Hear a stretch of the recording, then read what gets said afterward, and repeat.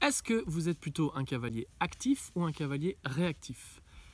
Imaginez que vous arrivez dans un hôtel et que le réceptionniste, il vous voit arriver, vous avez réservé une chambre et il vous dit « Alors ça va pas être la 23, c'est pas la 25 non plus, c'est pas la 302, c'est pas la 605, c'est pas la 703, c'est pas la 806. » À un moment donné, la seule chose que vous avez envie de faire, c'est de le secouer et de lui dire « Quelle chambre j'ai?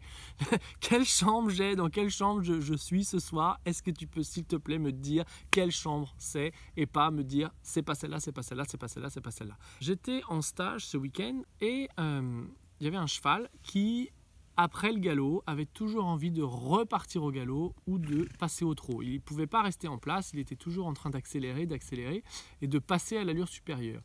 Il y a deux façons de régler ce problème. La première, c'est la façon du cavalier réactif. Le cavalier réactif, il va laisser partir son cheval au trot et lui dire non et l'arrêter. Et ça, plusieurs fois. Hop, non, non, pars pas au trot, non, pars pas au trot, non, pars pas au trot.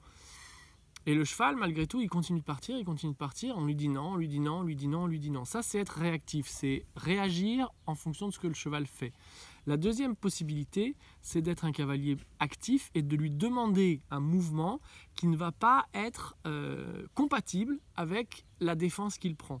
Par exemple, si vous demandez le pas allongé alors que votre cheval veut trotter, si vous lui demandez le pas allongé, il ne peut pas trotter en même temps qu'il fait du pas allongé. Et donc, petit à petit, vous allez remplacer votre problème et vous allez éviter qu'il parte au trot en lui demandant du pas allongé. En même temps, qu'est-ce que ça va faire? Un cheval qui a très envie de partir au galop comme ça, la plupart des cavaliers, ils vont laisser les jambes très ouvertes, ne pas toucher les flancs du cheval parce que évidemment dès qu'on y touche, hop, il veut partir.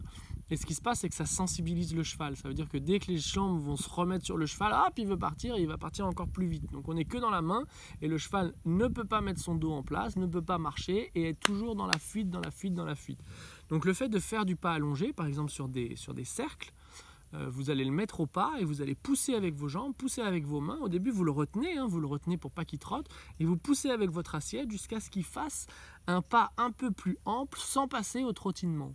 Et à partir du moment où vous allez pouvoir développer l'amplitude du cheval, et petit à petit, votre cheval il va marcher, il va se détendre, il va augmenter son amplitude de mouvement et il va arrêter de partir au trot, trottiner ou vouloir partir au galop. Et en plus, vous allez le désensibiliser un petit peu à la réaction qu'il a des jambes et vous allez lui apprendre que les jambes peuvent venir au contact, comme la main, on peut venir au contact sans que ça soit tout de suite une grosse réaction. Et là, vous allez aider votre cheval à être moins stressé après le galop.